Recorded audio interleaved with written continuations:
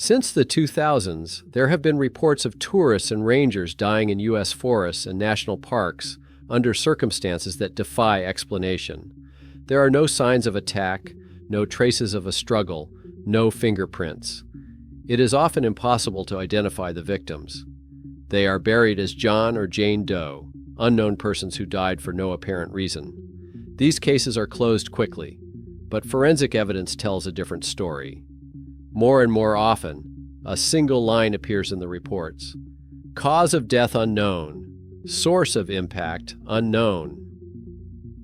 Today, we will examine 3 cases of deaths in U.S. national parks, where the official cause of death has never been established. A woman was found with a charred body and no signs of fire. An unknown man with destroyed internal organs and intact skin, and Jane Doe with a perfectly pierced skull and no signs of violence around her. On Monday, September 28, 2020, at approximately 4:40 p.m., 2 tourists, John and Melissa Crane of Wellsboro, discovered the body of a man in a rock hollow near a cliff in Theoaga National Forest, Pennsylvania. The location was off the official trail, approximately 9 meters from the Canyon Vista Trail. The couple had gone there to take photographs and stumbled upon the body. The body was lying on its side with the right arm outstretched and a GoPro action camera clutched in the palm. The device was undamaged. The man was wearing dark hiking pants, a waterproof jacket, and hiking boots. No identification documents were found on him. A backpack left nearby contained a bottle of water, an energy bar, a pocket knife, and a rolled-up map of the area. No cell phone or wallet was found. All labels on the clothing had been cut off. The man's age was estimated to be between 38 and 45 years old. He was thin, standing at approximately 182 cm tall. He had dark, short hair and was clean-shaven. There were no tattoos, scars, or medical implants on his neck, hands, or shoulders. Lycoming County Sheriff's Department officers arrived at the scene at approximately 6 p.m. An examination of the scene revealed no signs of a struggle, fall, or dragging of the body to the area where it was found. The soil in the rock pocket is compact, and no animal tracks were found. The foliage around the body is undamaged. There are no head injuries. There are no visible wounds. The skin on the face and hands was intact. There was no blood. Burn damage to the skin was found on the chest. 3 concentric circles approximately 9 centimeters in diameter. The edges were precise and even. The skin inside the circles was darkened but not charred. There was no redness or swelling around the burns. No traces of liquid, oil, acids, or external heat sources were found. During transport, the body remained rigid, indicating that death had occurred less than 16 hours earlier. The material evidence was packaged, and the camera was sent for forensic examination. Later, forensic experts determined that the eardrums were destroyed, and the inner ears were completely damaged. The lung and heart tissue showed signs of internal thermal decomposition, with no external burns. There were no bone injuries, there were no fractures. Visually, it looked as if the body had been destroyed from within. The next day, the body was taken to the District Forensic Medical Examination Office in Williamsport. The autopsy was performed by pathologist Dr. Brett Maxwell. He first conducted an external examination. There were no injuries to the skin except for an area on the chest, a burn in the form of 3 distinct concentric circles, approximately 9 centimeters in diameter.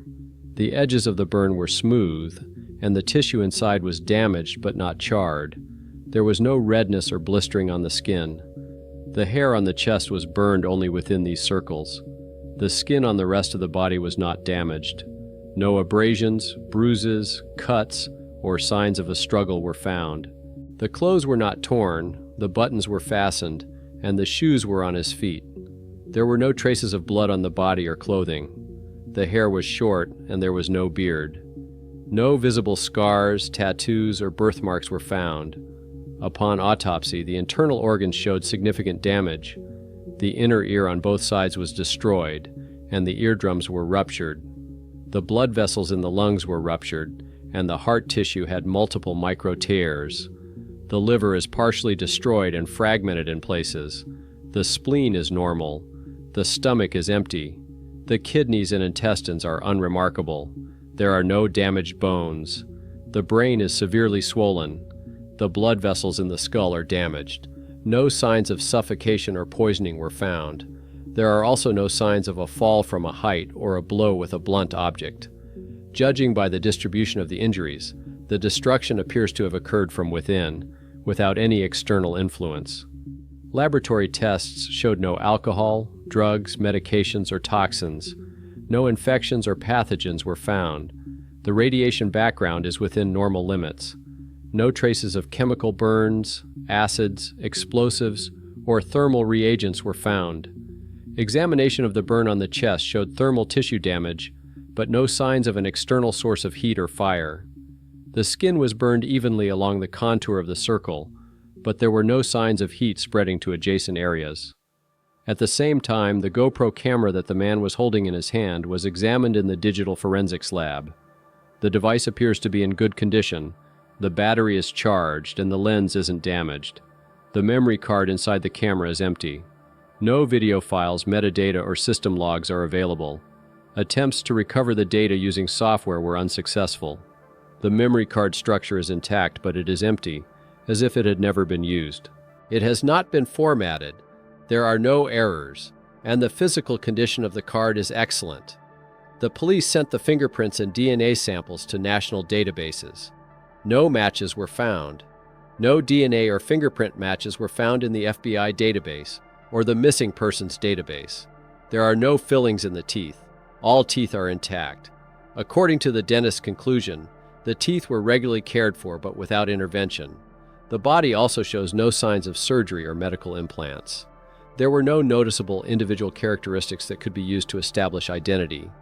After 3 weeks without progress, the body was classified as John Doe, an unidentified male.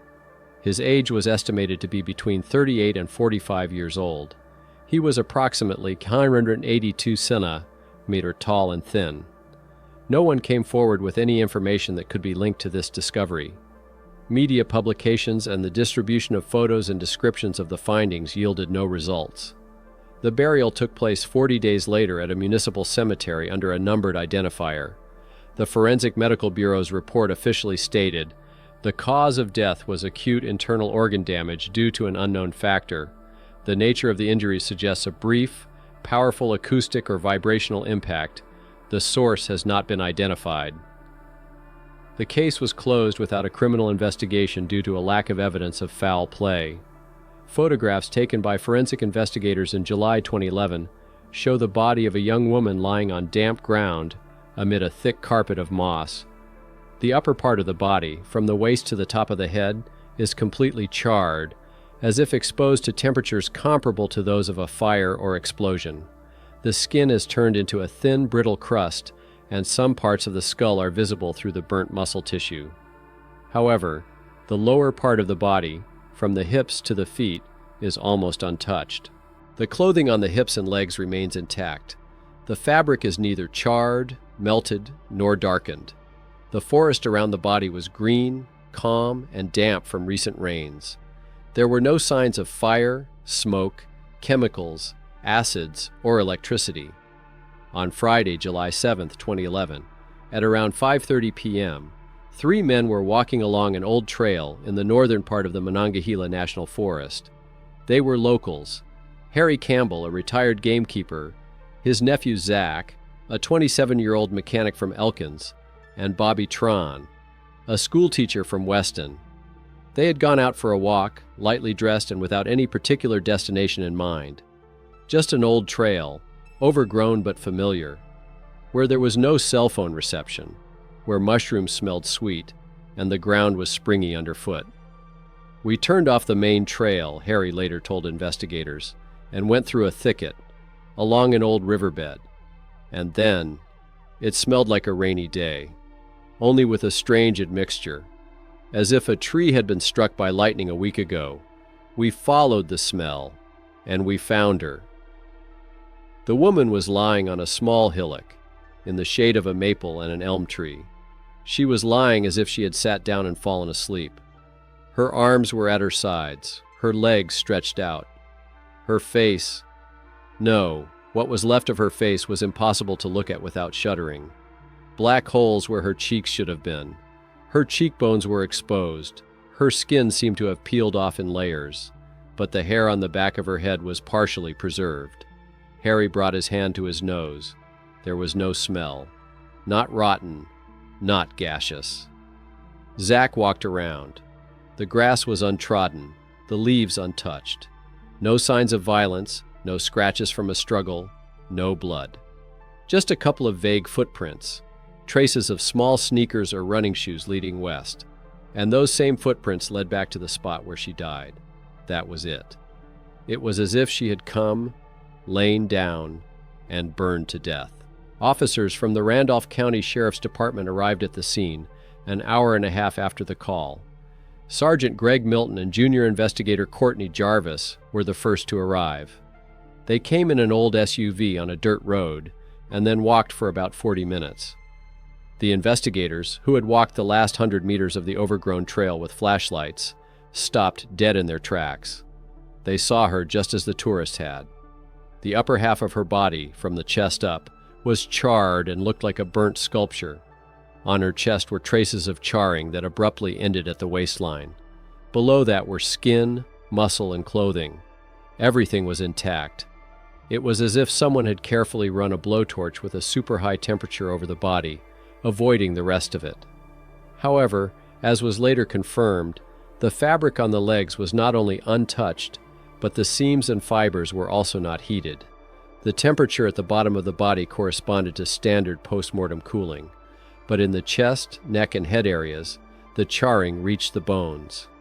After questioning 3 witnesses, the officers made a decision to immediately cordon off the area. Forensic experts, criminologists, and an investigation team from Charlottesville were called in. Overnight, the site was surrounded with tape, generators were brought in, and mobile lighting towers were set up. By the morning of July 8th, work commenced. A forensic pathologist from Greenbrier County, Dr. Arlene Ruth, examined the body at the scene without waiting for it to be transported. Her initial conclusion was cautious but cold. The temperature required for this level of charring of soft tissue must exceed 1,000 degrees Fahrenheit. At the same time, the grass, leaves, and even the fabric on the lower part of the body show no signs of thermal exposure. This is not just strange, it is physically impossible according to known laws. Dr. Ruth and her assistant conducted a quick analysis of the air within a 5-meter radius of the body. They found no traces of combustible gases or combustion products. The soil was moist, with fungal spores and traces of recent rain in the top layer, as well as small roots. There was no soot, not on the leaves of the trees above the body, nor on the bushes nearby. The initial hypotheses, lightning, spontaneous combustion, a chemical agent, were ruled out within a day. Lightning? There had been no thunderstorms within a radius of 50 kilometers for 3 days. Spontaneous combustion is a myth that has been disproved many times by forensic science. Even in classic cases in London and Paris, there were always traces of smoldering tissue, smoke, smell, and fire. Here there was silence. Chemicals? Analysis showed no traces of acids or oxidants in the fibers of the clothing, no external signs of impact. But the most striking thing was the examination of the feet. The woman had walked there. Her shoes were black sneakers without logos, heavily worn. The soles were covered in fresh dirt and moss. The footprints led clearly westward, out of the bushes. Judging by the prints, she walked steadily, without hesitation, as if she were walking on a road. Jane Doe's body was kept in the Randolph County morgue for almost a month. Her appearance did not help in identifying her. Her face was burned, her fingerprints were not in the database, and there was no DNA, tags, or any other distinguishing features on her clothing that could help identify her. There were no reports of missing women of the same age and height in the surrounding counties. Pathologist Arlene Ruth hypothesized that Jane might have been a drifter or someone who had deliberately erased her past, but that didn't explain the most important thing: how she died. When the case was closed as death by unexplained thermal exposure, one of the police officers, Captain Fred Conley, refused to file the case away. Almost everything bothered him. First and foremost, the footprints on the ground. It was as if the woman had moved in a straight line, without hesitation or panic. No faltering steps, no falls, no attempts to change direction. He reread the reports and examined the photos repeatedly. The moss was like a sponge, retaining the shape of the sole, and it led him from somewhere deep in the forest, from the west, from an area where the trails had long since been overgrown, and the map marked only old clearings. Captain Conley did not notify his superiors when, a week after the case was closed, he decided to visit the site himself. But unfortunately, he found no additional clues. In late autumn, Jane Doe's body was buried in an unmarked plot in Randolph County Cemetery. A small granite slab with the date of death and the inscription, "Unknown, found in the woods. May she rest in peace." No relatives, no friends, no one ever came. In early spring 2011, 4 friends from Nashville decided to spend the weekend in a national park. They had been dreaming of a hike for a long time. They chose the Appalachian Trail, known for its beautiful views and relative seclusion. They began their hike in the morning, moving along the trail and stopping occasionally to take photos or rest. The weather was perfect. Clear skies and a warm breeze that tempered the heat slightly. After a few hours, they decided to veer off the main trail and find a secluded spot for lunch. Emily suggested they go in a direction where she suspected there might be beautiful views of the surrounding area. They descended to a small hill, which offered a view of green valleys and dense forests. Michael and Laura began to lay out the picnic, while David set about building a fire.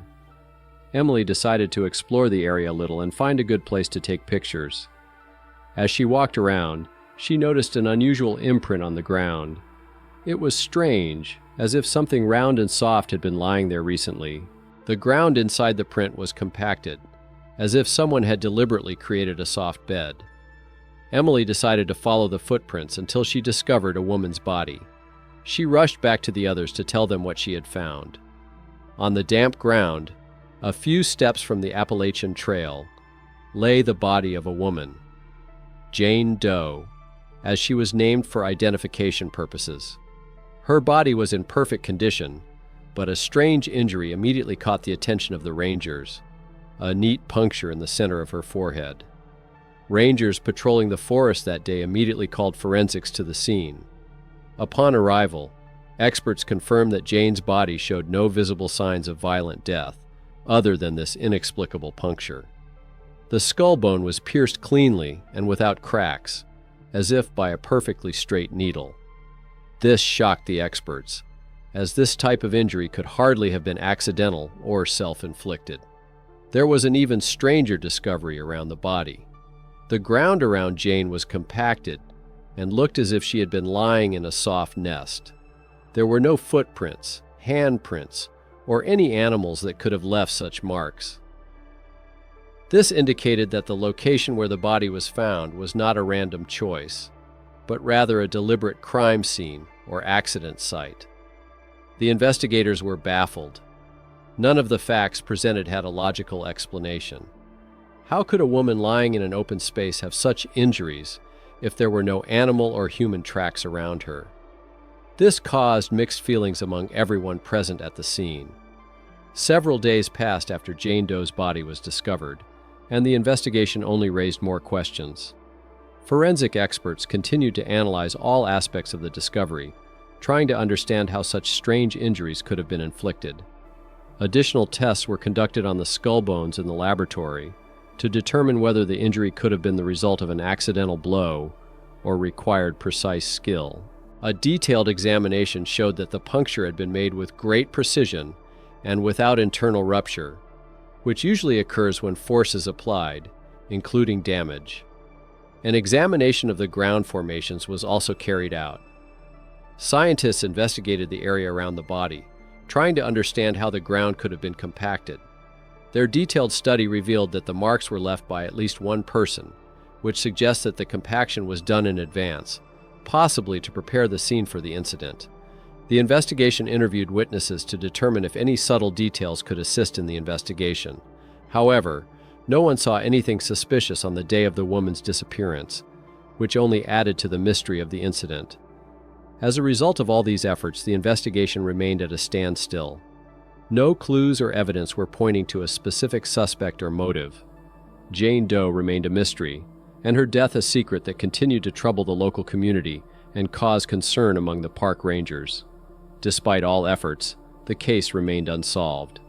Authorities concluded that Jane's cause of death was undetermined violent impact, which did little to clarify the case. Her identity remained unknown, and the questions surrounding her death continued to go unanswered. That's all. These stories remain unanswered, but each case tells us that not everything in nature can be explained. If you found this interesting, subscribe and write in the comments which case you would like us to investigate in more detail. See you in the next episode.